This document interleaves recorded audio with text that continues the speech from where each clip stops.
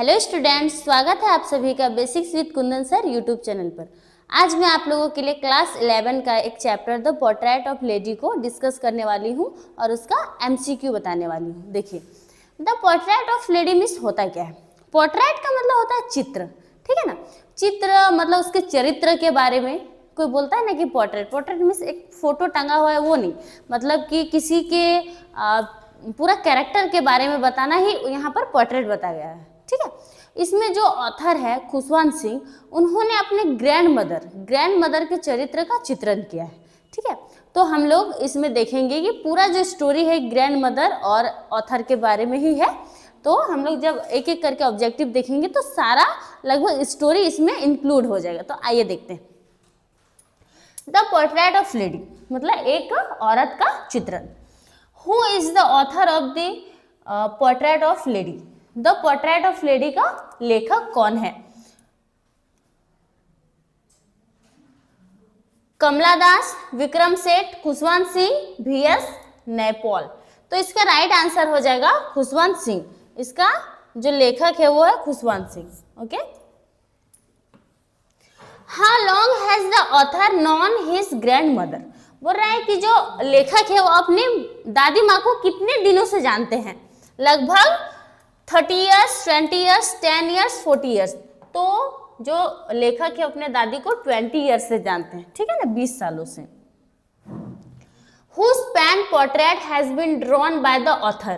बोल रहा है इस जो स्टोरी है उसमें ऑथर जो है वो किसका पोर्ट्रेट यानी किसका चित्रण किया है। His friend, his father, his mother, his grand mother. तो मैंने अभी बताया उन्होंने अपने ग्रैंड मदर का पूरा पोर्ट्रेट किया है इस स्टोरी में। What does the author find hard to believe। कवि को क्या मुश्किल लग रहा है, किस चीज पर विश्वास करना मुश्किल लग रहा है, कठिन लग रहा है। The grandmother was young and pretty यानी कि दादी माँ जवान और सुंदर होगी। The grandmother was ugly दादी माँ बदसूरत होगी। The grandmother was young वह जवान होगी। The grandmother was short and fat वह छोटी और मोटी होगी। तो जो यहाँ पर ऑथर है उनको ये बात बिलीव करना बहुत ही कठिन लग रहा है कि दादी माँ कभी यंग और प्रिटी होगी। वह जब से देख रहे हैं, लगभग 20 ईयर्स से देख रहे हैं कि दादी जो है इतनी जैसी है वैसी ही दिख रही है, उनका जो बॉडी में कोई चेंजेस नहीं आ रहे हैं, ठीक है। अब next question, where was the grandfather's portrait hung. अभी जो है दादाजी, जो ऑथर के दादाजी मर चुके हैं, उनका एक फोटो है जो हंग है यानी कि टांगा हुआ है। कहाँ पर? बिलो द मेंटल पीस यानी कि मेंटल पीस को किसको बोलते हैं? जो नहीं देखते हैं भट्ठी टाइप का होता है जिसमें आग जलता है, बड़े बड़े महल सब में होता है कि आग जलता है और धुआं डायरेक्ट ऊपर चला जाता है, उसी के ऊपर में टंगा हुआ है। या फिर ऑन द मेंटल पीस, उसके ऊपर, above the mental peace, none of the above. तो बोल रहा है कि बिलो मीन्स नीचे, बोला मेंटल पीस के नीचे या फिर उसके ऊपर या फिर जस्ट मेंटल पीस के ऊपर या फिर उससे और ऊपर, तो अबव द मेंटल पीस हो जाएगा, है ना। Who is the man character of the chapter the portrait of lady. इस जो चैप्टर है इसमें मुख्य पात्र कौन है, मैन कैरेक्टर कौन है? Father, sister, grandfather, grandmother. तो पूरा का पूरा स्टोरी ग्रैंडफादर ग्रैंडमदर हो जाएगा। जो पूरा का पूरा स्टोरी है वो ग्रैंडमदर के बारे में है। ओके, ग्रैंडमदर राइट आंसर हो जाएगा। Okay, next question, what did grandfather wear. Grandfather क्या पहनते थे? Shirt and trouser, tight fitting clothes, big turban and loose fitting clothes, none of the above. तो जो दादाजी थे वे हमेशा एक बड़ा सा टर्बन में पगड़ी होता है, पगड़ी पहनते थे और ढीला ढाला कपड़ा पहनते थे। पहले के जो लोग होते थे ढीला ढीला कपड़ा ही पहनते थे। Okay, next question, how did the grandfather look in the portrait. जो ग्रैंडफादर है वो पोर्ट्रेट यानी फोटो में कैसे दिख रहे हैं? 100 years old, 50 years old, 120 years old, 60 years old. तो दादाजी लगभग 100 साल यानी 100 ईयर्स ओल्ड लग रहे हैं, 100 साल के लग रहे हैं, इतने बूढ़े हैं।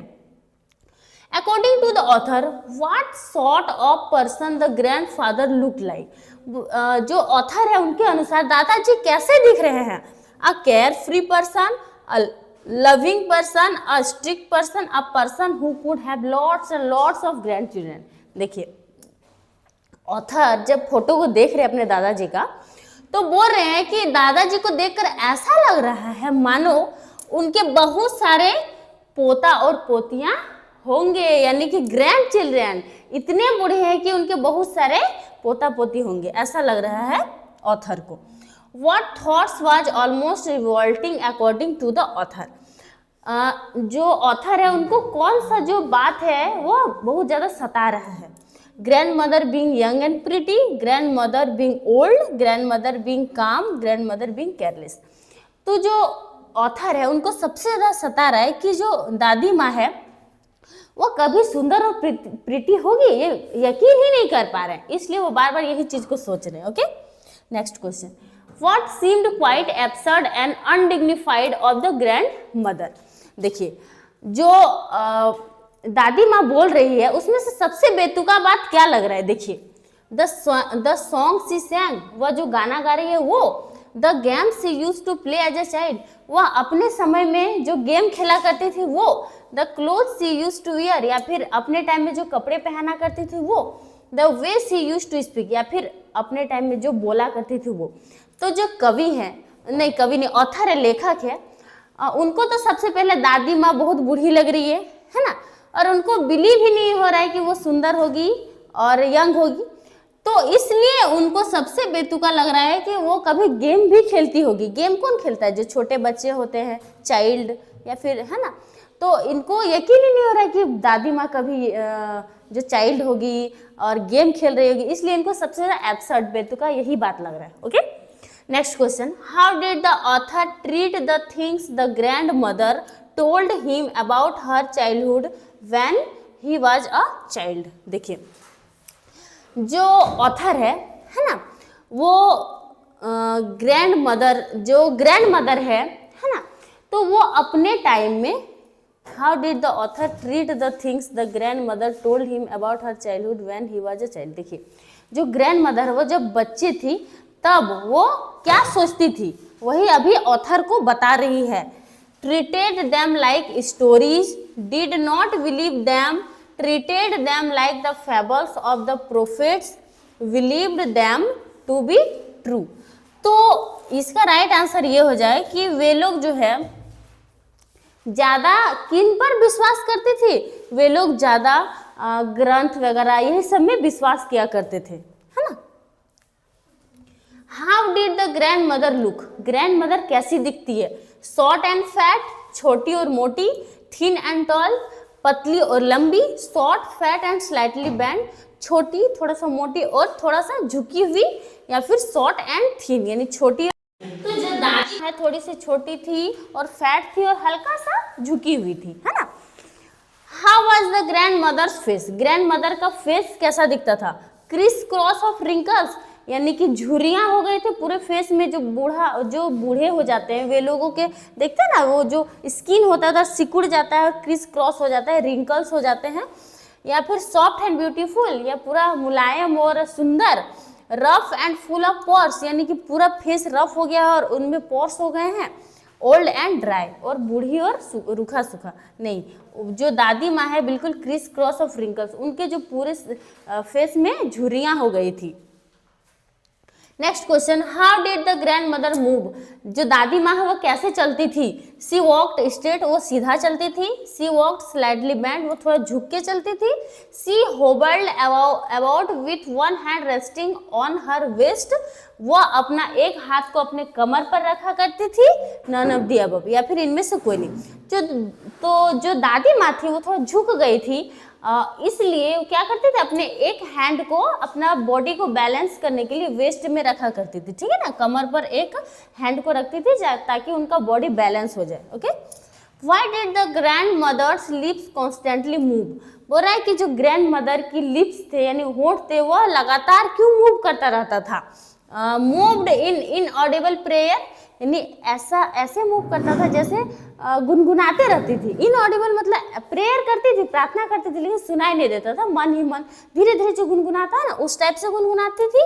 सी सैंग सॉन्ग, वह गाना गाती थी। हर लिप्स ट्रेम्बल, उसके होंठ कांपते थे। सी कंटिन्यूअसली स्पोक, या फिर वो लगातार बोलती रहती थी। तो इसका राइट आंसर हो जाएगा मूव्ड इन इनऑडिबल प्रेयर, यानी वो ऐसे प्रे करते रहती थी, सुनाई नहीं देता था जोर से, लेकिन धीरे धीरे गुनगुनाते रहती थी। How was the author's relationships with his grandmother when they lived in the village? बोल रहा है कि जो ऑथर का रिलेशनशिप उसकी ग्रैंडमदर के साथ कैसा था जब वे लोग गांव में रहते थे। गुड फ्रेंड्स, अच्छे दोस्त की तरह। नॉट गुड फ्रेंड्स, अच्छे दोस्त की तरह नहीं। Were not in talking terms, वे लोग बातें नहीं करते थे। None of the above. तो इसका राइट आंसर हो जाएगा गुड फ्रेंड्स। जब जो ऑथर है वो विलेज में रहते थे तो उनके ग्रैंडमदर और ऑथर का जो रिलेशनशिप था बहुत ही अच्छा था, गुड फ्रेंड की तरह, है ना। दादी माँ हमेशा ऑथर का ख्याल रखती थी, उसको तैयार करती थी, स्कूल ले जाती थी साथ में, है ना। Where were the author's parents, author के पेरेंट कहाँ रहते थे? Village, city, abroad, other state. तो उनके पेरेंट्स सिटी में रहते थे और ऑथर और उनकी ग्रैंडमदर विलेज में रहते थे। Next question, how did the grandmother से हर मॉर्निंग प्रेयर, जो दादी माँ थी वो हमेशा अपना सुबह का प्रार्थना कैसे करती थी? क्वाइटली, शांति से। इन मोनोटोनस, सिंग सॉन्ग, यानी नीरस आवाज में। Loudly, none of the above. तो इसका राइट आंसर हो जाएगा मोनोटोनस सिंग सॉन्ग। अब बूढ़ी हो गई थी तो उनके आवाज में तो दम नहीं था, लेकिन वह रोज प्रे करती थी। Why would the grandmother accompany author to his school, बोल रहा है कि जो ऑथर है वह नहीं, जो ग्रैंड मदर है वो रोज ऑथर को स्कूल क्यों ले जाकर छोड़ती थी? To help him in school, इसको स्कूल जाने में सहायता के लिए। To keep an eye on him, उस पर नजर रखने के लिए। She wanted to see him study, जो दादी थी वो उसको पढ़ते हुए देखना चाहती थी। Because of the temple attach to school, इसका राइट आंसर यही हो जाएगा, क्योंकि जो टेम्पल था वो स्कूल से अटैच था, सटा हुआ था, इसलिए दादी भी रोज ऑथर को स्कूल छोड़ देती थी और खुद टेम्पल चले जाती थी प्रे करने के लिए। Okay, next question, what did the author eat for breakfast, जो ऑथर है रोज ब्रेकफास्ट में सुबह के नाश्ता में क्या खाते थे? ब्रेड विथ बटर, बटर और ब्रेड। थिक एंड स्लेट chapatis with little butter and sugar spread on it. स्लेट चपाती में होता बासी रोटी, है ना, बासी रोटी, पतला सा बासी रोटी जिसमें बटर और शुगर लगाकर, या फिर पॉरेज्ड राइस। तो जो ऑथर है वो रोज सुबह बासी रोटी खाते थे, उसमें चीनी और बटर लगा के। ठीक, what was the turning point of the friendships between grand mother and author, बोला जो ग्रैंड मदर और ऑथर का फ्रेंडशिप था वो कब टर्निंग पॉइंट ले लिया, कब मोड़ ले लिया? When he became an adult, जब वो मतलब जवान हो गया। When he went to the English school, जब वो इंग्लिश स्कूल चला गया।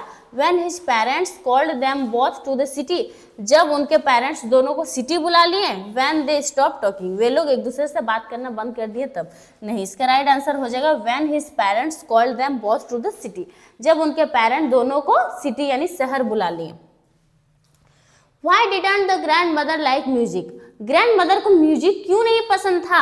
She thought music was the monopoly of harlots and beggars, उनका मानना था कि जो म्यूजिक होता है वो भिखारियों का और वेश्याओं का जो होता है पैसा होता है, मतलब ये लोग ऐसा करके पैसा कमाते हैं। She liked only religious song, क्योंकि वह हमेशा धार्मिक गानाओं को पसंद करती थी।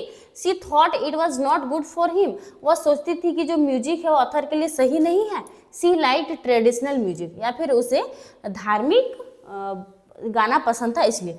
तो ए नंबर राइट आंसर हो जाएगा, उनको ऐसा लगता था कि बेगारियों का ये पैसा है ना।